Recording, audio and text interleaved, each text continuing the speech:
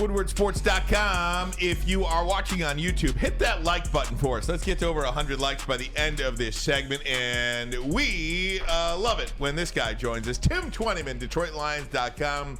Feels a little bit, and we'll say this probably 4 or 5 times at different periods throughout the next weeks and months, but it feels like a little bit like Christmas morning. The camp has officially started, at least for the rookies in Allen Park. Tim Twentyman, DetroitLions.com. How you doing, my friend? Good, guys. How are you guys doing? Good. We made it through the summer, it feels like. We made it. We made it, Tim. Football is almost here, guys. It's almost here. No doubt. Let me just pick up the conversation with you, Tim. We were just talking about Louis Riddick on ESPN this morning, saying that the Lions and Jared Goff are legitimate Super Bowl contenders. This is, to me, probably the most anticipated season since 1991. Maybe 93, you can look at it again, but since 1991, I don't think there's been a more anticipated season. That's what these guys have in front of them. Would you agree with that? And where does this team go from here? No, 100%. I mean, I've been covering the team for 15 years, and this is the most excitement going into training camp that I can remember in my 15 years. Partly because of how they finished last year, how close they were. But then you look at just some of the young talent, some of the veterans that they added. They expect to be much better defensively. And look, with how good they were offensively last year, guys, if they're just marginally better on defense, this is a much better football team. And then you just look at the landscape of the NFC North and the NFC in general. This is the first time in 30 years, there's not a Hall of Fame quarterback in Green Bay that Detroit has to go through, talking about Brett Favre and Aaron Rodgers. And so you look at the NFC North and you see the opportunities there, and look, the best path to the playoffs, the best path to the Super Bowl is winning the division, starting the playoffs at home, being a top seed, and that's the avenue that the Lions kind of see ahead of them, and would be really disappointed if they don't meet those expectations. Tim, how different is it to play as the hunted and not the hunter? We'll see. It hasn't been this way, right? I mean, you guys have been around Detroit. You guys have been around this team. I've been around this team for 12 years now, and that just hasn't been the case. It's refreshing. It really is. And I think that's why week 1, I think, is such a great matchup for Detroit, because, they get the number 1 team in the league. They get the defending Super Bowl. They get the number 1 offense. You're going to see right away where you stand with the big boys. You're going to see how improved this defense really is. And so I think it's a great test for this team. And if you can keep it close, if you can win that football game, then boy, those expectations really go up, and then you really become the hunted. But I think we're going to see where this football team's at week 1. Dan Campbell's going to know what he's got. As the Lions head to camp here, Tim, what is your biggest question mark with this team? Yeah, I think maybe interior defensive line depth, I'd probably say. I mean, there's really not a lot of holes on this roster if you look throughout. Obviously offensive line is number 1, their strength. But in terms of holes, I thought Brad Holmes did a pretty good job this offseason filling some of those. But that's maybe one. You've got Aleem McNeil, and you've got Isaiah Buggs, who played pretty well last year. But after that, you've got Covington, who they signed, who's a 9-year vet, but he's kind of just been a rotational player. Levi Onwuzurike, we have no idea if he's going to be ready to go or not. Obviously missed last year with a back injury. It looked like he was progressing nicely, but you really don't know what to expect from him. And Broderick Martin, who they drafted, obviously they're excited about him, but look, he's got some technique work to go. He's a little bit of a project, so how much is he going to help them right away? So I think you're an Aleem McNeil, Isaiah Buggs injury from being a little thin along the interior of that defensive line. Now, obviously, Aiden Hutchinson can shift inside, Josh Paschal, John Kaminsky, even Romeo Okwara. They've played inside, can do that, but they're at their best on the edge, and so that wouldn't be ideal. So, I think one area that maybe Brad Holmes is still going to have an eye on is adding some depth to the interior of that defensive line, get some beef up there. Tim Bradley here, man. Good to talk to you. It's been a minute. What makes the Detroit Lions a Super Bowl contender? We believe that they're going to win the NFC North, and I understand that that's the path to the NFC Championship. But what makes this Lions team a Super Bowl contender? Because when I think contender, I think KC, I think Kansas. I think the Cincinnati Bengals. I think the Eagles. You got to give it to them again because of last year, and obviously the 49ers because they still have everything intact. And the quarterback, I think Brock's going to be. What makes the Lions a contender? I think offensively, brilliant. Really, I mean, you look at last year. I mean, this team was fourth in total offense. They were fifth in points scored. They were eighth in passing. They were a top 11 run team, and it all starts up front for me. I mean, I think this football team has one of the two best offensive lines right there with Philadelphia. I think it's Philadelphia and Detroit, and then it's not really close with everybody else. And I think when you are so strong offensively up front, and Braylon, you know this, and you're able to control tempo and you're able to run the football. I mean, Jared Goff last year had 17 touchdowns, only 3 interceptions, and 127.3 passer rating off play action. That's where he's at his strength. And look, you can do that when you are strong up front and you can run the football. And look, you've got a new backfield with David Montgomery and Jamar Gibbs, but I think the Lions think that they're stronger actually with those two versus Jamal Williams and DeAndre Swift, because when they watched the film, they saw so many opportunities for big plays in the run game that just weren't there last year, that those guys either missed or didn't hit. And they think that they've got the guys now to be even better running football team. And so we're talking about an offense last year that threw for over 4,000 yards, rushed for over 2,000 yards. First time they've ever done that in franchise history, and they think they're actually better. And to me, it all starts up front. And if you can protect Jared Goff, if you can play to his strengths, which is play action, and you can run the football, I just think offensively, this is a team that's going to be really, really tough to stop. And like I talked about earlier, now if the defense can just, not rank in the bottom 5 of every category, if they can be 20th, if they can be 15th to 20th in defense, this football team is so much better, and I think just so much more dangerous, Braylon. Only one question. 9 of the 17 games are on the road, and the Lions haven't necessarily fared well on the road. How are your feelings on what the Lions are going to be able to do on the road and actually open up first game of the season against Kansas City on the road? Yeah, it's a tough test. You almost got to hope that Kansas City has a little bit of a hangover. They're going to be raising the banners, and there's going to be a delay before the game, and you hope maybe that plays a factor. With Patrick Mahomes, probably not.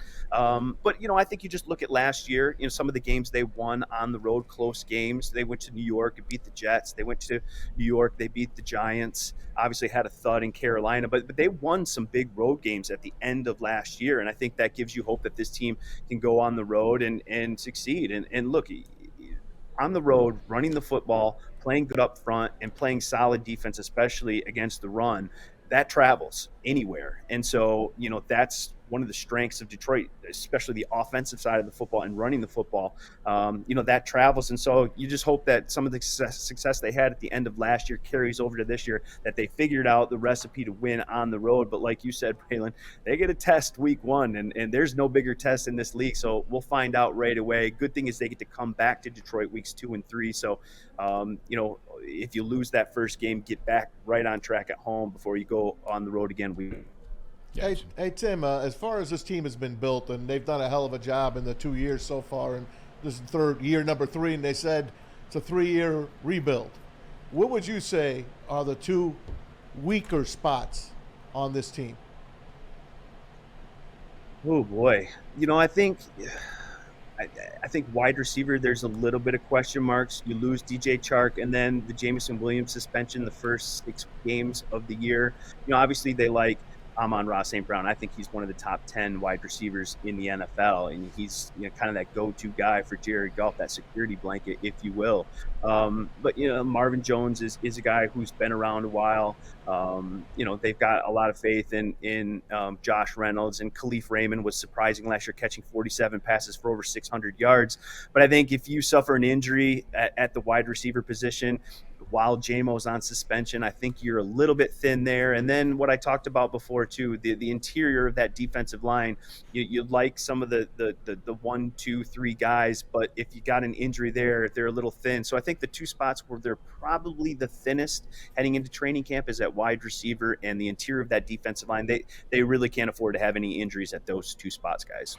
Talking to Tim Twentyman, DetroitLions.com. Tim, you mentioned JMO, obviously a pretty big training camp for him. What do you make of what the next couple of weeks are going to be like for him and his growth as an NFL wide receiver? Yeah, it'll really be interesting. I always do kind of a 5 things to watch for training camp that'll come out, at the end of the week. And one of my things was, how do the Lions use Jamison Williams? It's a fine line. He didn't play a ton last year. So, look, he's still a developing player, right? And so you want to get him reps, but you've also got to prepare for the season knowing that you're not going to have him for the first 6 weeks. And the guys that you are going to have, you've got to build that chemistry with Jared Goff, get that right. So I think it'll be really interesting. And I think the Lions are in a tough spot with that because he's going to come in and help you week 7. But you've got to get to a point where you're in a good spot week 7 where he just comes in and you're playing good football, you're winning football, and you're on the path that you expected to be on. You've got to do that with guys other than Jamison Williams. So I think it'll be really interesting to see how many first-team reps he get for second team, how they mix him in. I think it's something Ben Johnson will kind of have to really navigate carefully to make sure that JMO's getting the proper work that he gets to be ready when he comes back. But also you've got to get the other guys that you've got to go to war with for the first month and a half of the season ready to roll it too. It'll be interesting to see how they play that out. Tim, last one from me. There's no perfect roster in the NFL, but it does look like the Lions are solid everywhere. How many spots are open? How many spots are up for grabs in this training camp? A lot less than in years past, that's for sure. Yeah, there's always a handful. I think some will be interested. Who's the number 3 running back, right? Who earns that number 5 wide receiver spot? Where's the depth fall at cornerback? On the outside once you get past Cam Sutton, Jerry Jacobs, and who kind of fills that void, Will Harris and who else. So there's a few spots, but look, every year I think since I've been covering this team, we're pretty close.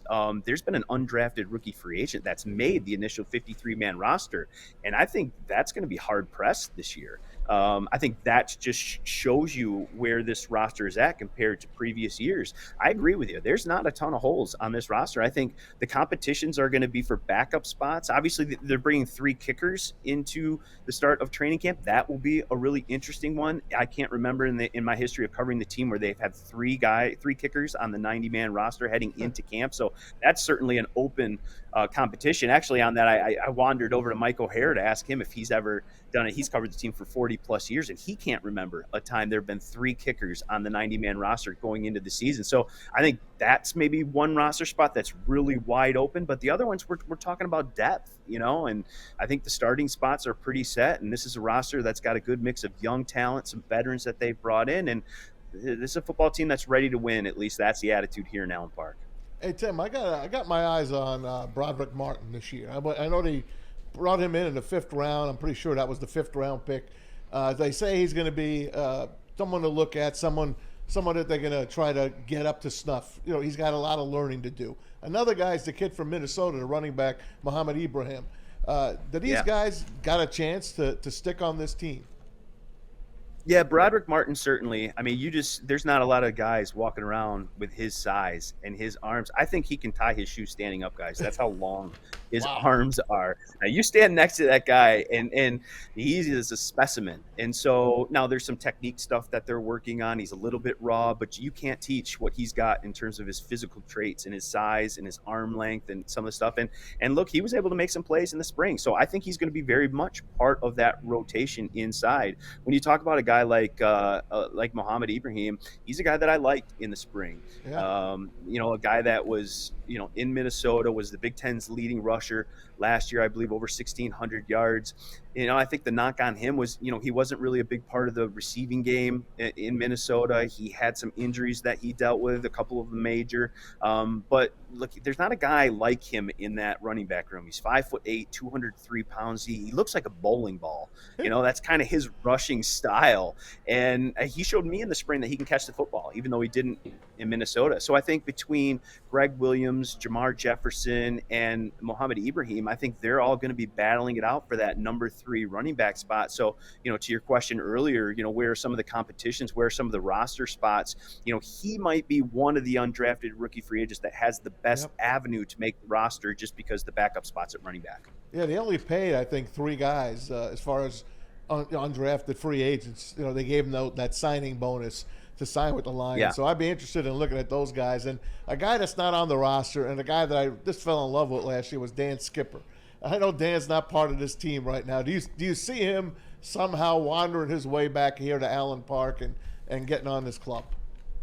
Yeah, maybe if you got some injuries that you're dealing with, but I think when in terms of the first backup at the interior of the offensive line, I think Graham Glasgow and Big V are going to be battling for that right guard spot, and the guy who doesn't win the starting job is going to be the number one backup there. They also drafted Colby Sorsdale, who they moved to guard, and they really like his future too. So, I think that's probably the two guys that you get before you make a call to Dan Skipper. But you never know. Injuries can happen. Obviously, he was a great story last year, got the chance to start, played well, and it was a terrific story. I loved him at the podium after that game.